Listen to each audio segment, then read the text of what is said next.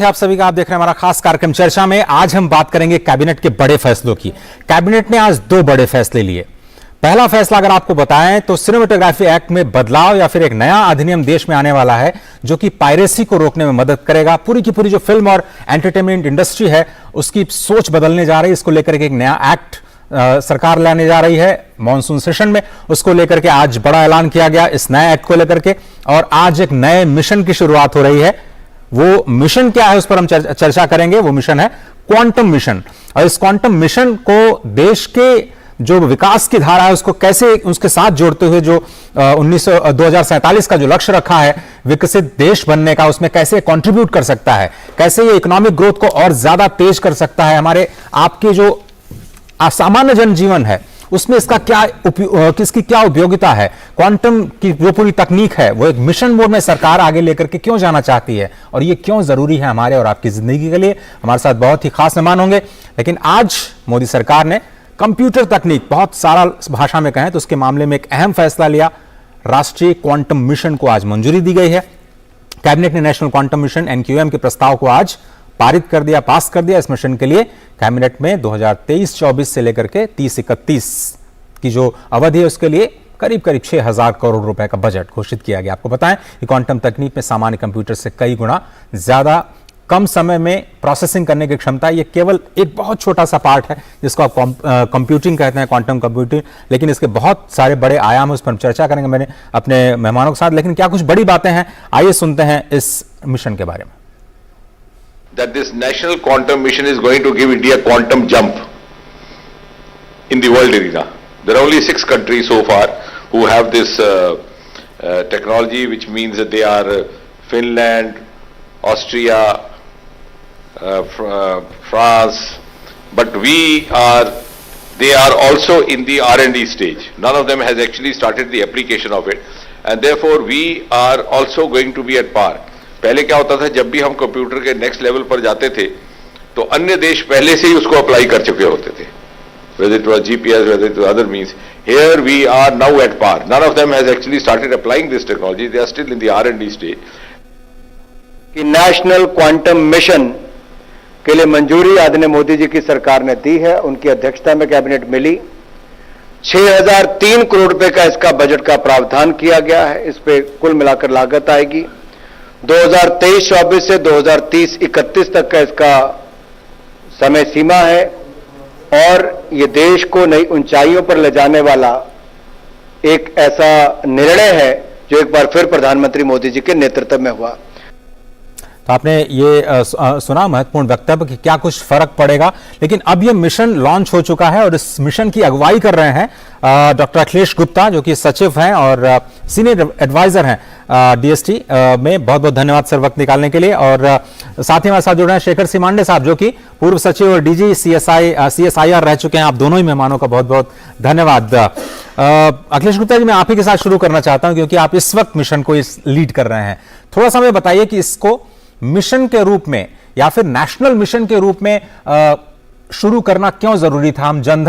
मुझे याद आता है पहला मिशन मोड में चलाया गया प्रोग्राम जिसपे बहुत ज्यादा फोकस किया सरकार ने, और एक तय लक्ष्य के भीतर जो डिसाइड किया था, जो गोल उन्होंने प्राप्त किया।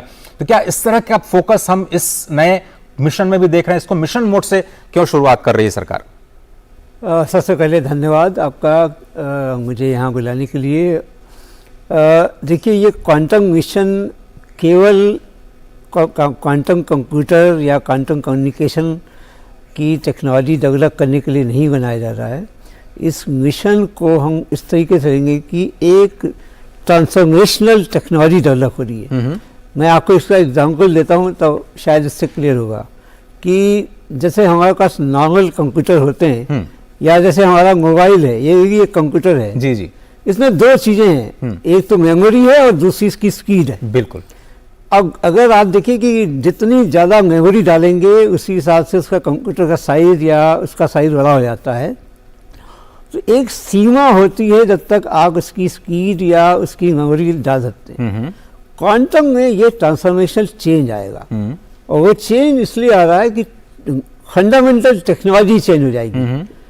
जो अभी तक कंप्यूटर हैं वो गेट्स के होते हैं, बाइनरी डिजिट, 0 और 1 के कॉम्बिनेशन से सारा कंप्यूटेशन होता है। जी जी जी। लेकिन जो क्वांटम कंप्यूटर में ये 0 और 1 के बीच में करोड़ों और संख्याएं होंगी, और यही एक चेंज आता है कि जब आपके पास ज़्यादा फ्रीडम है उस कंप्यूटेशन के लिए। तो अब जैसे मैं एग्जांपल दूँ, मान लिया 1,70,550 एक संख्या है, आप इसको रिप्रेजेंट करेंगे अगर एक कॉमन कंप्यूटर से, कन्वेंशनल कंप्यूटर से, तो लंबी उसकी एक 0-1 का कॉम्बिनेशन आएगा। क्वांटम को उसको 2 डिजिट में आप कर सकते हैं। तो जो साइज है, इसीलिए अभी जो कंप्यूटेशन का या कम्युनिकेशन का जो टेक्नोलॉजी चेंज आ रहा है जी, ये बदलाव एक इतना ट्रांसफॉर्मेशनल है कि जो आज आप देखते हैं कि नॉर्मल कंप्यूटर की है, बड़े से हॉल में कंप्यूटर लगता है, और वो आपको क्वांटम कंप्यूटर जो है 10 बाई 10 के कमरे में आ जाएगा, क्योंकि उसका साइज बहुत छोटा है, लेकिन उसकी टेक्नोलॉजी बिल्कुल डिफरेंट है नॉर्मल कंप्यूटर से। तो ये जो ट्रांसफॉर्मेशन, सिमिलरली क्वांटम जो कम्युनिकेशन है, अभी जो आप कम्युनिकेशन करते हैं, एक इंक्रिप्टेड मैसेज जाता है आपका जी।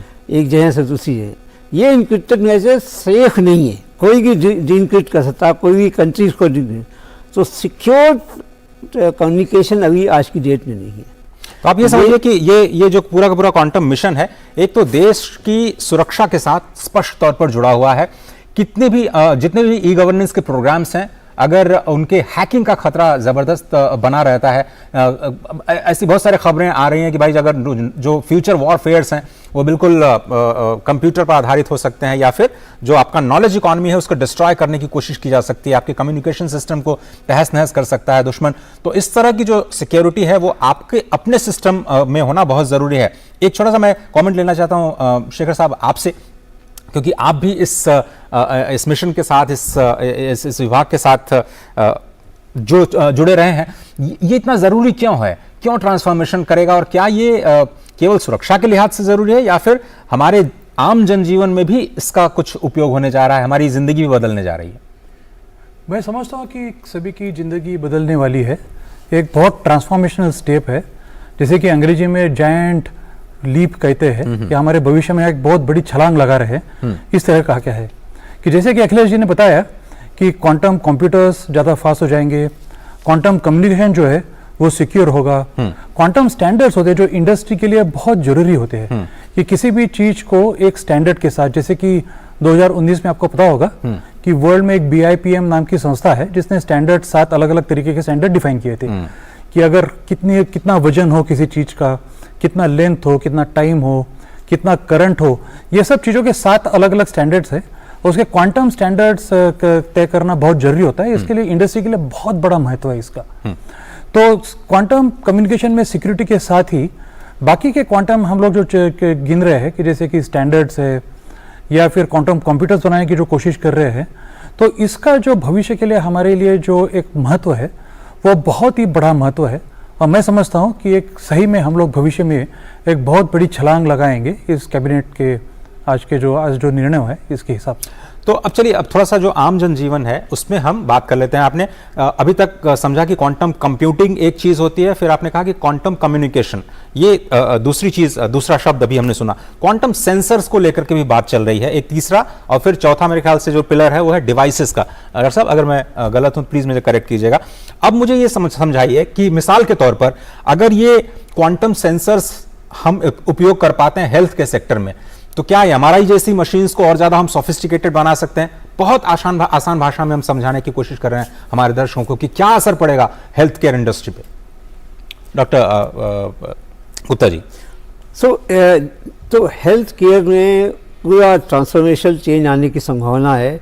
आपने सही कहा कि जैसे कोई CT स्कैन है या फिर कोई और डिजीज का डिटेक्शन है, इसकी एक्यूरेसी एंड टाइम, देखिए अभी गौर से चीज़ें इससे हम अभी के संदर्भ में कहें तो दोनों इम्पॉर्टेंट है, एक्यूरेसी एंड टाइम। बिल्कुल। मैं एग्जांपल एक देता हूँ, जैसे एक्यूरेसी एक है, मान लिया मिर्गी होती है जो, अब वो क्या होता है, उसका किसी को मिर्गी आई, अब वो गया डॉक्टर के पास ने तमाम स्कैन किए, कहा 3 दिन बाद रिपोर्ट आएगी, और उसका जो एक्यूरेसी है वो आपके लेवल उससे नहीं आ पाती। और ये जो क्वांटम सेंसर्स हैं they will play very important कि उनकी एक्यूरेसी इतनी प्रिसाइज रहेगी कि जिससे आपको पता लग जाए कि ये डिजीज़ कौन सी है। ऐसे ही और भी डिजीज़ हैं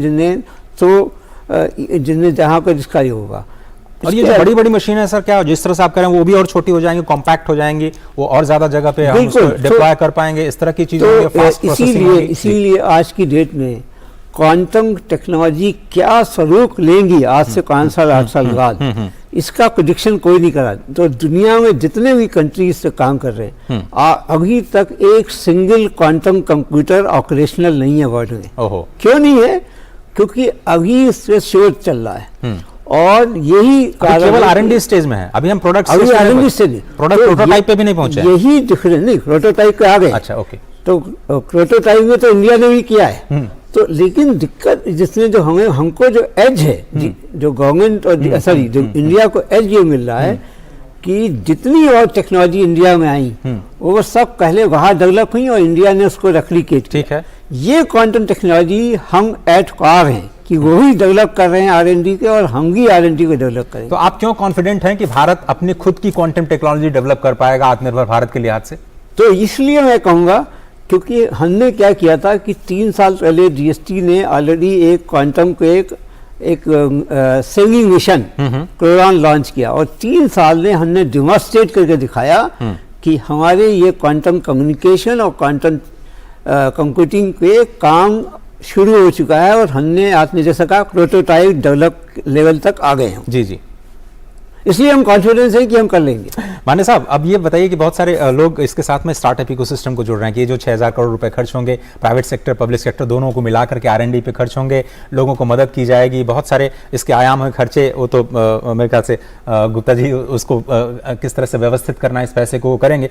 लेकिन ये स्टार्टअप इकोसिस्टम में क्या आपको लगता है कि वहाँ से कुछ हमें अनएक्सपेक्टेड सोल्यूशंस मिल सकते हैं? क्योंकि ये जो बड़ा इकोसिस्टम है बड़ा ही अनप्रेडिक्टेबल है और ऐसा लगता है कि बिल्कुल डिसरप्शन के लिए आया हुआ है। इस वक्त तो पूरी दुनिया में धूम मचा रहा है इंडियन स्टार्टअप इकोसिस्टम। तो अगर क्वांटम मिशन के साथ इनको जोड़ा जाता है, मेरे ख्याल से 10 से ज्यादा स्टार्टअप्स नहीं है, लेकिन अगर इसमें एक रेवोल्यूशन आता है तो क्या आपको एक अनएक्सपेक्टेड रिजल्ट की उम्मीद कर सकते हैं इस सेक्टर में?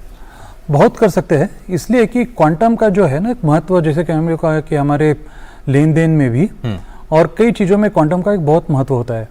जैसे कि आपको टाइम बहुत एक्यूरेटली मेजर करना हो। आज के दिन में जो सीजियम क्लॉक का जो टाइम हम लोग मेजर करते हैं वो करीबन उसकी एक्यूरेसी अबाउट 10⁻⁻9 से 10⁻13 तक आती है। यानी 1 के नीचे अगर हम लोग 13 शून्य लगाए तो इतना करीबन होता है। लेकिन क्वांटम का जब आयन ट्रैप का हम टाइम मेजर करेंगे तो उससे कई ज़्यादा गुना उसकी एक्यूरेसी बढ़ेगी। अब स्टार्टअप की आपने बात की, अगर स्टार्टअप्स हो जो अगर हमें ट्रेसेबिलिटी देती है ओरिजिनल स्टैंडर्ड्स के साथ, ये ओरिजिनल स्टैंडर्ड्स जैसे कि मैंने पहली बार कहा था कि वजन का हो, टाइम का हो, लेंथ का हो, इनके साथ अगर कोई ट्रेसेबिलिटी हमें देता है कि सही में आप जो नाप रहे हो वो सही में उतना ही है या नहीं। जैसे कि हम लोगों ने आपस में अगर सोने की लेन देन की, तो सोने की लेन देन में अगर आप कुछ 10 ग्राम खरीदना चाहते हो तो सही में आपने 10 ग्राम खरीदा या उससे कम ज्यादा खरीदा, ये उसके भी वो वाणिज्य में भी इसके जो बहुत एक महत्वपूर्ण ये है कि स्टैंडर्ड्स और उसकी ट्रेसेबिलिटी जो है वो स्टार्टअप इकोसिस्टम हमारे अगर उसको अपना सकते हैं तो मेरे ख्याल से स्टार्टअप इकोसिस्टम को एक बहुत बड़ा इसमें आप सही कह रहे हैं। मुझे लगता है कि मॉलिक्यूलर बेसिस लेवल पे जब आप बायोटेक्नोलॉजी में जाकर के दवाएं बनाने का काम करते हैं, उसमें इसको बहुत ही छोटी मात्रा में जब इस्तेमाल किया जाता है केमिकल्स का, तो शायद उसमें मेजरमेंट का इंपॉर्टेंस और ज़्यादा बढ़ जाता है, तो आप बिल्कुल एक्यूरेट हो सकते हैं। मैं छोटा सा ब्रेक लेता हूं सर, लेकिन मैंने कहीं पर सुना कि शायद क्वांटम तकनीक का इस्तेमाल करके आप ये पता लगा सकते हैं नॉन इंट्रूसिव मेथड से कि आपकी ज़मीन के नीचे कोई ऑयल फील्ड है या नहीं, या फिर इसमें कोई वाटर बॉडी, जैसे हम कहते हैं सरस्वती नदी हमारी कहीं पे विलीन होती है और जाकर के संगम में मिलती हैं, तो क्या ऐसी बातें हम ट्रेस कर सकते हैं क्या इस टेक्नोलॉजी के साथ? कहीं मजा ही आप देखें हमारे खास कार्यक्रम चर्चा में। आज हम बात कर रहे हैं नेशनल क्वांटम मिशन की।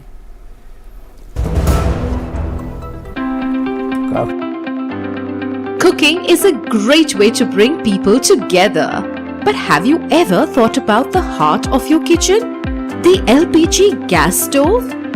My LPG stove is the source of heat needed to cook my favorite meals.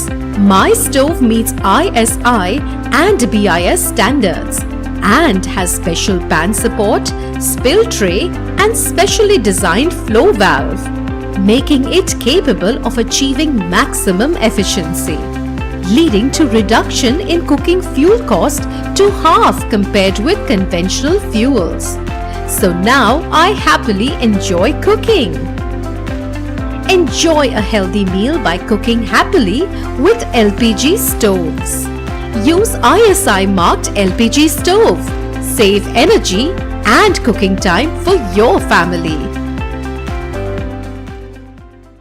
शुरू करो, डालो बुनियाद, घर महल नजर आएगा। वंडर लाइए, वंडर अपनाइए, फर्क नजर आएगा। वंडर सीमेंट, फर्क नजर आएगा। तो स्वागत है आप सभी का। आप देख रहे हैं हमारा खास कार्यक्रम। आज हम बात करें नेशनल क्वांटम मिशन की, और ऐसा माना जा रहा है कि ये जो आज 6000 करोड़ रुपए के इन्वेस्टमेंट का फैसला कैबिनेट ने लिया है, मिशन मोड में लिया है, R&D पे फोकस किया जाएगा, और इसको अगर मैं कहूं अलग अलग सेक्टर्स को अगर देखें तो पूरी की पूरी जो ये व्यवस्था है, क्वांटम मिशन की पूरी व्यवस्था को अलग अलग सेक्टर के साथ जोड़ करके देखा जाना चाहिए, भारत के विकास की धारा के साथ जोड़ के देखा जाना चाहिए। इसमें जो एम्प्लॉयमेंट की संभावना है, जो स्टार्टअप्स के साथ साथ, या फिर कहें कि जो एम्प्लॉयमेंट जनरेशन के साथ साथ जो टेक्नोलॉजिकल डिसरप्शन जिसको आप कहते हैं, पॉजिटिव सेंस में डिसरप्शन को अगर लिया जाए तो वो काफी इंपॉर्टेंट है। अब डॉक्टर गुप्ता, अब मैं जो बात कह रहा था कि क्या वाकई ये पॉसिबिलिटी है कि आप इसका इस्तेमाल करके नॉन इंटेंसिव मेजर से आप ऑयल फील्ड का पता लगा सकते हैं, और वो भी एक इकोनॉमिक डेवलपमेंट में आपका समय बचा सकता है, आपके पैसे बचा सकता है, और नेशनल प्लान्स को और ज्यादा दिशा दे सकता है। तो जैसा डॉक्टर गांधी ने बताया, इस मिशन में जो दो कंपोनेंट है जिसकी चर्चा ज़्यादा नहीं हुई है, वो एक है मेट्रोलॉजी स्टैंडर्ड्स और दूसरी है सेंसर्स। इन दोनों में दोनों का जो आपका रेफरेंस पॉइंट है वो ये कि जैसे जब एटॉमिक क्लॉक जो है, जैसे डॉक्टर गांधी ने बताया, 10 की पावर -9 to -12 लेवल पे आज की डेट में है। ये क्लॉक 1 लाख गुना और एक्यूरेट हो जाएगी, 10 to -19 तो जाएगी। कहने के लिए एटॉमिक क्लॉक का इसका जो सीधा संबंध है, बहुत सी चीज़ें, GPS सिस्टम हमारा इतना एक्यूरेट हो जाएगा कि हम बहुत एक्यूरेटली किसी के मूवमेंट को देख सकते हैं। सर, मैं उस दिन की प्रतीक्षा कर रहा हूं जब मैं भारत के पास अपना खुद का GPS सिस्टम होगा और हम गूगल पे डिपेंडेंट नहीं होंगे। ये सब इसका तो हम ऐसे इसमें स्टैंडर्ड डेवलप करेंगे और सेंसर डेवलप करेंगे। दूसरी जो आपने बात कही कि जो इस एक्यूरेसी के साथ क्या हम अंडरग्राउंड मूवमेंट्स, तो माइंस का पता, जैसे अंडरग्राउंड माइंस क्या, कौन सा एक्सप्लोरेशन क्या है, उसकी हम सेंसर से पता कर सकते हैं, ग्राउंड पे रह कर खोदने की जरूरत नहीं है। ऐसी चीज़ों की पता हम क्वांटम, तो एक्यूरेसी ऑफ क्वांटम सेंसर बहुत हाई हो जाएंगे। देखिए, ये बात समझने की बात है। आज को कोई ये हमारे दर्शक लोग ये सवाल पूछेंगे कि ये कब होगा, कल हो जाएगा क्या? ये इसीलिए हम कह रहे हैं ये टेक्नोलॉजी डेमोन्स्ट्रेशन, डेवलपमेंट और डेमोन्स्ट्रेशन का मिशन है। हम अगले 8 साल में इन टेक्नोलॉजी को डेवलप और डेमोन्स्ट्रेट करेंगे। मार्केट लेवल तक या उस लेवल तक, ऑपरेशन लेवल तो ये कट जाएगा। इसका प्रेडिक्शन करना अभी मुश्किल इसलिए है क्योंकि पूरे वर्ल्ड में ये टेक्नोलॉजी डेवलपमेंट स्टेज है। कोई बात नहीं सर, अभी डिजिटल पेमेंट्स को लेकर अगर हम देखें, कोविड में किसी ने नहीं सोचा था कि इतनी जल्दी और दुनिया का सबसे बड़ा इकोसिस्टम हम बन जाएंगे और इतना सबसे फास्ट और सबसे एक्यूरेटली हम डिजिटल पेमेंट्स कर पाएंगे। बहुत सारे विकसित देश हैं वो नहीं कर पाएंगे। सर माने साहब, अब थोड़ा सा मैं डिफेंस में आता हूँ। जो कम्युनिकेशंस की हम बात करते हैं, तो ये जो 150 किलोमीटर वाला जो रेंज है उसको फिर से कैसे बढ़ाया जाए, उसको लेकर के QKD कुछ ऐसे टेक्निकल वर्ड्स हैं जो अभी समझ में नहीं आ रहे हैं। तो सुरक्षा के लिहाज से क्या हम इसका बेहतर इस्तेमाल कर पाएंगे, अपने आंतरिक सुरक्षा या फिर कहें कि बाह्य सुरक्षा को ध्यान में रखते हुए? क्वांटम कम्युनिकेशन जो है, आपने जो QKD की बात की, तो ये एक बहुत महत्वपूर्ण अंग है क्वांटम टेक्नोलॉजीज का। आज के दिन में इसरो ने कोशिश की है और काफ़ी हद तक वो सफल भी रहे हैं, करीबन 200 मीटर तक करने की। लेकिन हमारा लक्ष्य है कि इसको कई गुना और बढ़ाए कम्युनिकेशन को, कि ज़्यादा दूर तक हम लोग इसको बहुत सिक्योरली ये कर पाएँ। जैसे कि अखिलेश जी पहले कह रहे थे कि हम लोग जब कोई सिग्नल भेजते हैं, ठीक है, अगर वो सिग्नल सिक्योर जा रहा है कि नहीं जा रहा है, तो अगर हैकर आता है बीच में, बिल्कुल, तो वो 0 और 1 को अगर ट्रैप करता है कि कौन से सिग्नल में कितने 0 कितने 1 का किस पोजीशन पे है, तो वो हैक कर सकता है। बिल्कुल, चाहे वो पासवर्ड्स हो, चाहे वो बैंकिंग ट्रांजैक्शंस हो, चाहे बहुत क्लासिफाइड कम्युनिकेशन हो दो लोगों के बीच में।